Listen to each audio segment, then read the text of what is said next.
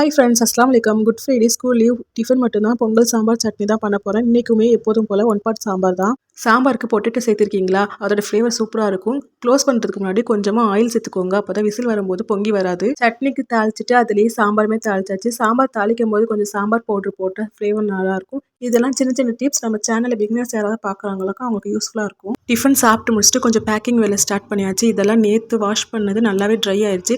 Old புக்கில் உள்ள paper எடுத்து ஒரு கிளாஸ்க்கு மூணு பேப்பர் எடுத்து ரோல் பண்ணி சேஃபாக பேக் பண்ணியாச்சு. ஓன் ஹவுஸ்க்கு ஷிஃப்ட் ஆகிறதுக்கு இன்னும் 1 மந்த் இருக்குது. இன்னும் பெயிண்டிங் கூட ஸ்டார்ட் பண்ணல. இப்போலேருந்தே பேக்கிங்லாம் ஸ்டார்ட் பண்ணால் தான் கொஞ்சம் ஈஸியாக இருக்கும். லாஸ்ட் மினிட் ஷிஃப்டிங் பேக்கிங்னா ரொம்ப கஷ்டம். வீடு ஷிஃப்ட் பண்ணவங்களுக்கு வந்து ரிலேட் பண்ண முடியும்னு நினைக்கிறேன். அதுவும் நம்ம வீட்டு குட்டி பையனை வச்சுட்டு கண்டிப்பாக முடியவே முடியாது. அதனால தான் நான் இப்போலேருந்து ஸ்டார்ட் பண்ணிட்டேன். ஆக்சுவலி நான் ரமடானுக்கு முன்னாடியே ஷிஃப்டிங் வீடியோலாம் ஸ்டார்ட் பண்ணிட்டேன். அது எல்லாமே லாங் வீடியோவாக வரும். நம்ம பேக் பண்ணது எல்லாமே இந்த பேஸ்கெட்டில் சேஃபாக எடுத்து வச்சாச்சு. நிறைய பேர் சப்ஸ்கிரைப் பண்ணாமலே பார்த்துட்டு இருக்கீங்க நம்ம சேனலில். ப்ளீஸ் சப்ஸ்கிரைப் பண்ணிட்டு சப்போர்ட் பண்ணுங்கள். தேங்க்ஸ் ஃபார் வாட்சிங். பாய்.